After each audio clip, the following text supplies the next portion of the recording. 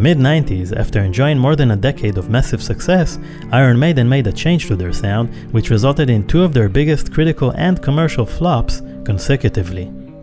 What were the reasons for this change? Why were the fans so divided, and how did the band deal with it? In this video, we'll cover the stories of Bruce Dickinson and Blaze Bayley during the period we call Iron Maiden's darkest hour.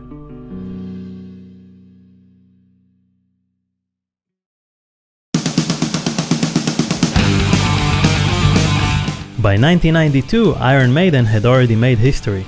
With 8 immensely popular records behind them and countless sold-out concerts around the world, they were practically untouchable. Even the departure of beloved guitarist Adrian Smith several years earlier seemed to affect their momentum only slightly, and indeed with the release of Fear of the Dark, Maiden showed they were still at the top of their game. Don't matter what's wrong, as long as you're alright. While you're so stupid, wrong, you're so blind. You've got to watch them be quick, I'll be dead. The biggest impact was made by the title track, which became a live show favorite.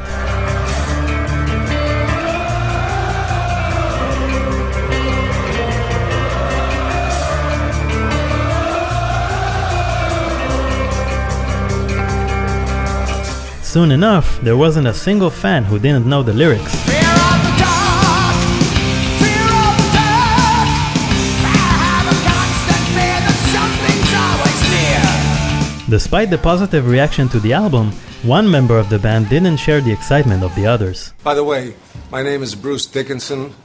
Yes, the Bruce Dickinson. Joining the band in 1981, Bruce Dickinson was embraced by the fans from day one. Having been with the band through their most successful period, Bruce's voice soon became a staple of the genre.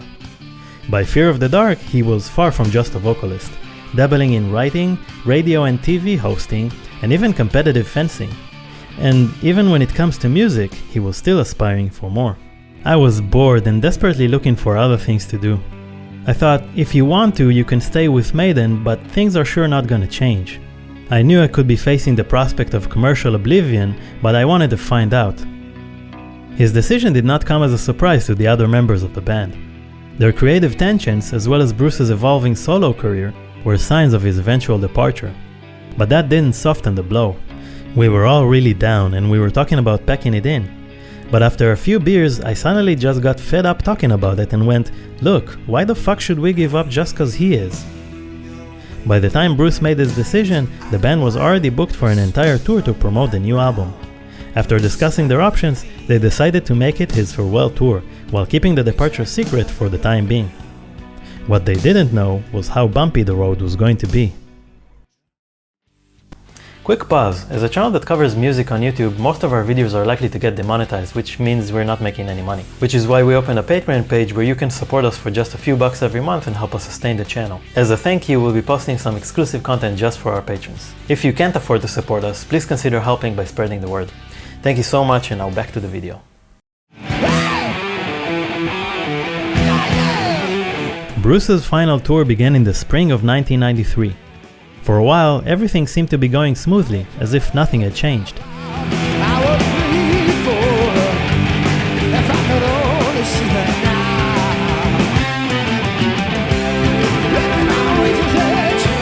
However, Steve Harris, the band's leader and bass player, started noticing a worrying trend with Bruce's performance. We played in Paris, for example, where there's loads of press. It's a big profile gig. Then he'd perform, pretty well. But if we played somewhere like Nice or Montpellier, he was terrible. Fucking terrible. This led to Steve and Bruce becoming increasingly bitter with each other. On August 28, 1993, the band performed for the last time with Bruce. The show was named Raising Hell and included a horror-themed magician act performed by Simon Drake. At the very end of the show, Bruce is seen to be abducted off the stage, put into a literal Iron Maiden, beheaded, and finally put on a spike. With both the tour and Bruce's tenure now behind them, the band started looking for a new vocalist, and as you'd expect, an endless stream of cassettes and CDs from hopeful fans was flooding in. After listening to mountains of material, the band narrowed the selection down to 12 final candidates. One of them was called Doogie White. I will pray for you. Someday I may return.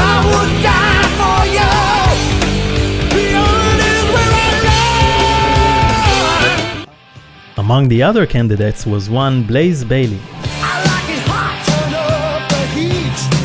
I wanna feel the sweat drip from me. They were auditioning different people, and Steve phoned me up and he said, would you like to have an audition for the band? They invited me down one day, and I just thought, well, at least for an hour, I'm in Iron Maiden.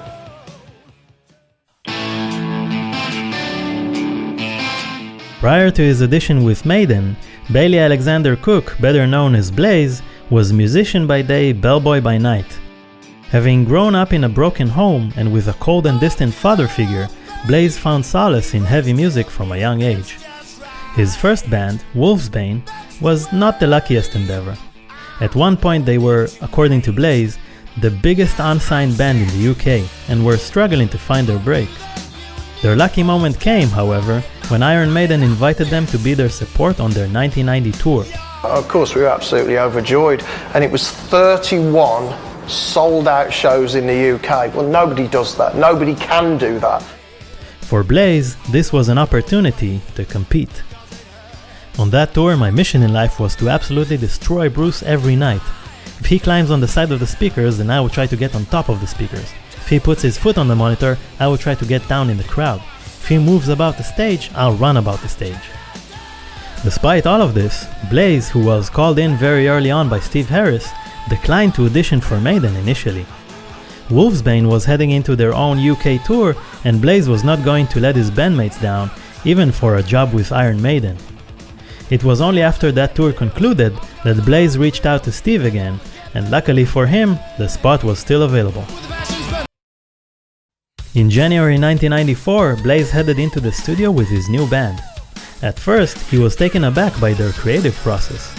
And so we were in the studio, we rehearsed up the first song, and I don't think we'd even got through it once without messing it up. And they all just said, okay, shall we go for a take then? And I was saying, well, don't you think we should get through to the end without stopping? You know, oh no, just get the tape rolling. So we all went up. One of the more ambitious tracks they wrote together, clocking in at 11 minutes, was Sign of the Cross, which, quite strangely, was chosen to be the opening track.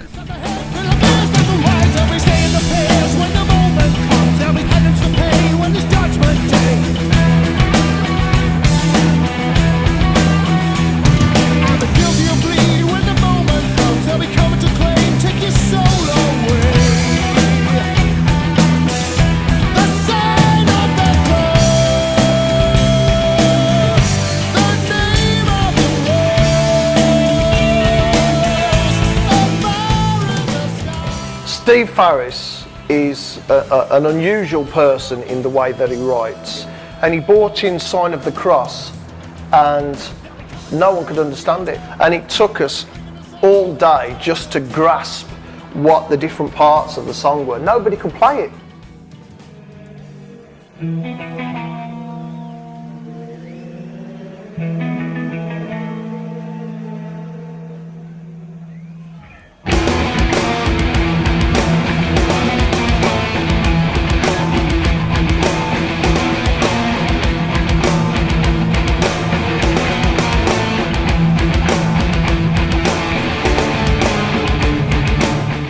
Among the uncharacteristic amount of gloomy tracks on the album, the band did not neglect to include a more up-tempo number.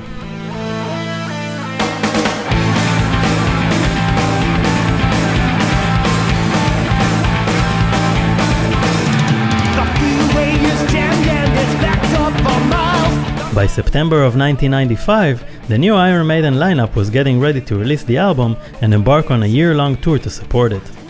And although Steve Harris planned the tour with the newcomer in mind, Blaze didn't realize what he'd gotten himself into.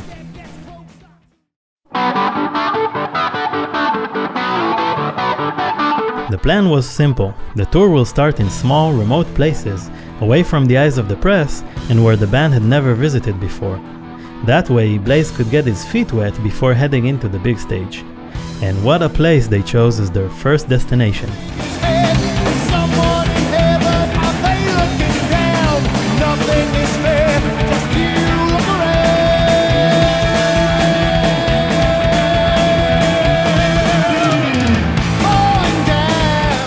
The tour continued into South Africa and Eastern Europe, and the band was in high spirits. However, after only a few shows, their luck took a turn for the worse. Released several days after the start of the tour, The X Factor was met with scathing reviews. Critics called the band's songwriting uninspired, described the performances as lacking in energy, and did not mince words on Blaze either. I was the new guy. I was replacing a very established singer, and I had a very different voice.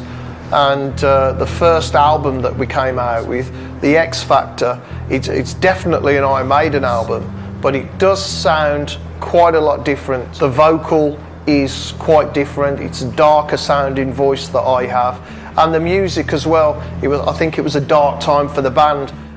From Steve's perspective, he was simply pouring his heart into the music during an extremely difficult time. Not only was he breaking off from Bruce, but also his wife Lorraine, with whom he had 4 children. The X Factor was, in essence, his personal diary.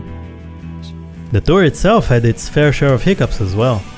Despite Blaze's voice being considerably deeper than Bruce's, the band insisted on keeping the most challenging fan favorites in rotation, which was a strain on Blaze's voice throughout the tour.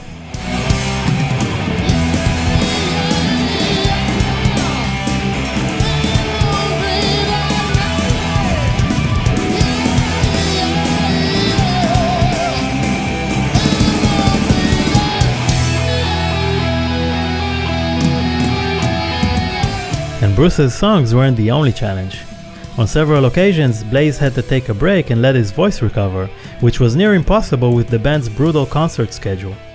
Consequently, several dates in the US had to be cancelled.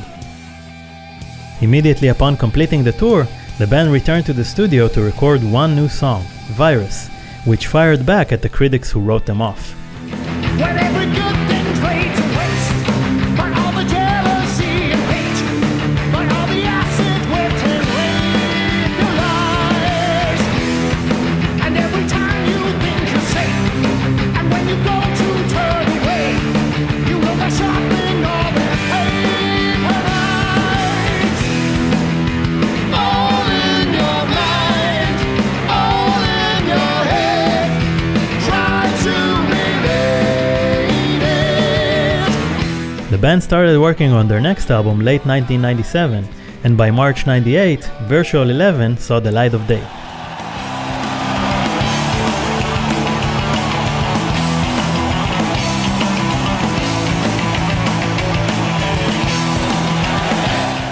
Perhaps looking to lighten things up this time around, the album opened with the catchiest song to feature Blaze, titled Future Real.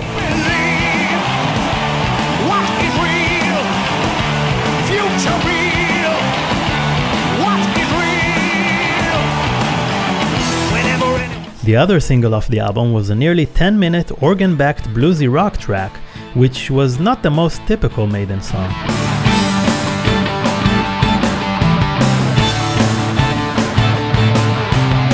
roll up the dice, take a spin of the wheel. I love your hands now, so how do you feel? But you're not gonna win. The band went once again on tour, and hopes were high, but soon enough, the same problems showed up again. The reviews were devastating. The chart placements were at their lowest in 16 years, and dates were once again being cancelled during the tour. At that point, Blaze started to sense a different atmosphere forming around him.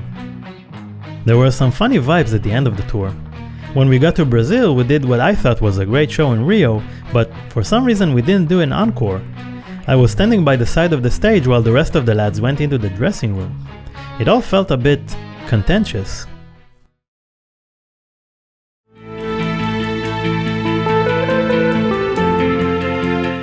Looking at Blaze's time in the band up to this point, Steve had this to say. Being the singer for Maiden is very tough when it comes to the gigs. You're talking about 2 hours, 5 nights a week for months on end. There was talk and worry about Blaze because of the inconsistencies on stage, and it was getting to the point where something had to be done. Letting Blaze go was one of the hardest things I've had to do since I started this band. In his time away from the band, former Maiden guitarist Adrian Smith admits he was living life at a different pace than before. I don't think I even looked at the guitar for a while. I'd always talked about doing an album with Bruce. Then he rang me and started telling me about the stuff he'd been doing, enthusing about getting back to metal. After two relatively unsuccessful solo albums, Bruce started feeling the itch.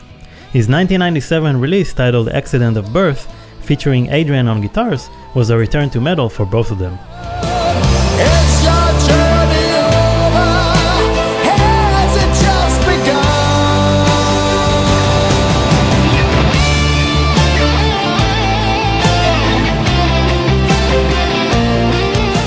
Over at the Maiden camp, band manager Rod Smallwood was already planning the next move. Steve, who was initially opposed to the idea of a reunion, eventually agreed to discuss it. Unbeknownst to him, Rod was simultaneously working on bringing Bruce to the table as well. Once both sides were ready, a secret rendezvous was arranged. It was the first time Steve and Bruce had a serious conversation since 1993 and were both feeling on edge. But after discussing their past grievances, the two finally agreed on what the future of Iron Maiden should look like. To celebrate, the whole gang went for a drink at the pub. As cheerful as it was, and even a couple of drinks in, Steve could still not shake the feeling that something is missing and asked to be excused. Adrian was the only one who wasn't there. I remember standing in the pub car park on the phone. I laid it all on the line. I said, I want you back because it takes Maiden somewhere else musically. The next day, Rod called him to confirm.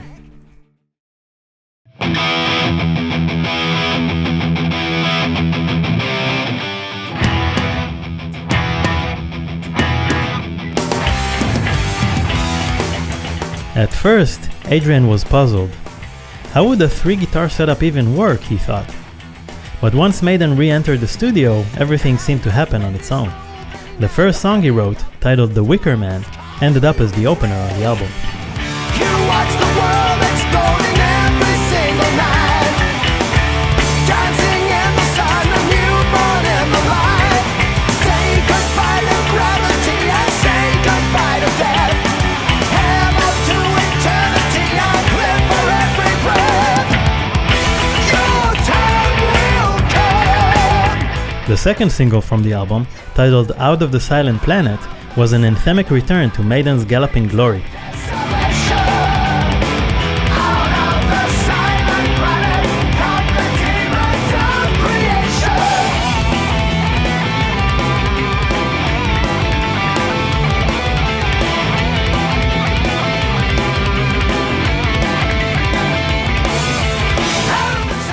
In May 2000, Iron Maiden released its first album as a 6-piece band, titled Brave New World.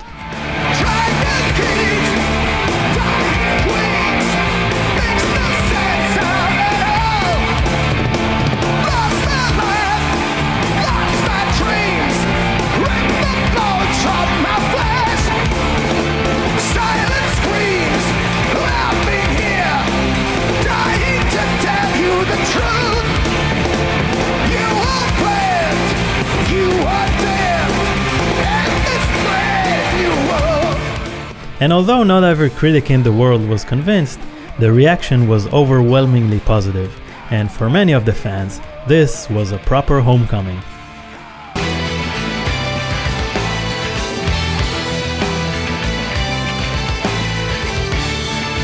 The odd thing is, Bruce is such a lovely, lovely bloke, and he's always been very supportive of my career.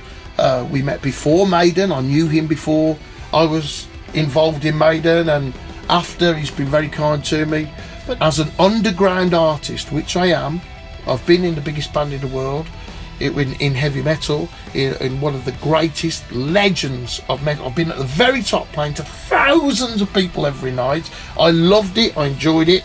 Now I'm doing something else. If you're doing it because you love to sing, I love to sing. I'm not the best singer in the world, and I'm not a naturally talented singer. I learned to sing because I love to sing. For me, the song, making that music, making it mean something that's connected directly to me, and then people come to my show and say, that song connected to me too, then for me that's meaningful.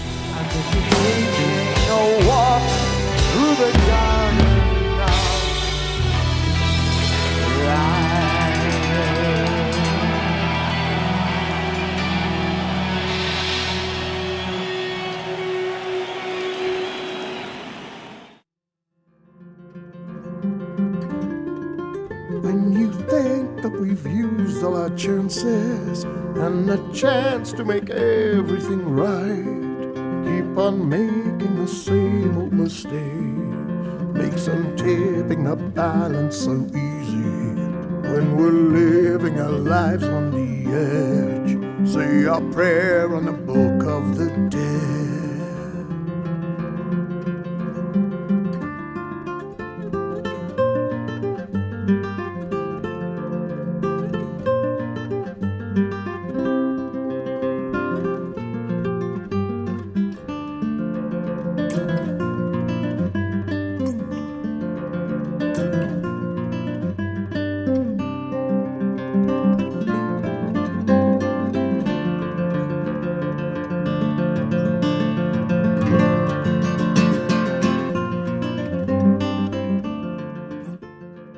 So what did you guys think? Let us know in the comments below and we'll read and reply to as much as we can. If you like the video, give it a thumbs up. That actually helps us get discovered here on YouTube. And if you want to see more of these videos in the future, make sure to subscribe and hit the bell icon for notifications. Also, if you're as passionate as us about this kind of music and the stories behind all these artists, you might want to join our Discord server. Plus, if you want to give us feedback or even help us make these videos, that's the place to go. Thank you so much for watching, and I'll see you next time. Do you remember your first show with Iron Maiden?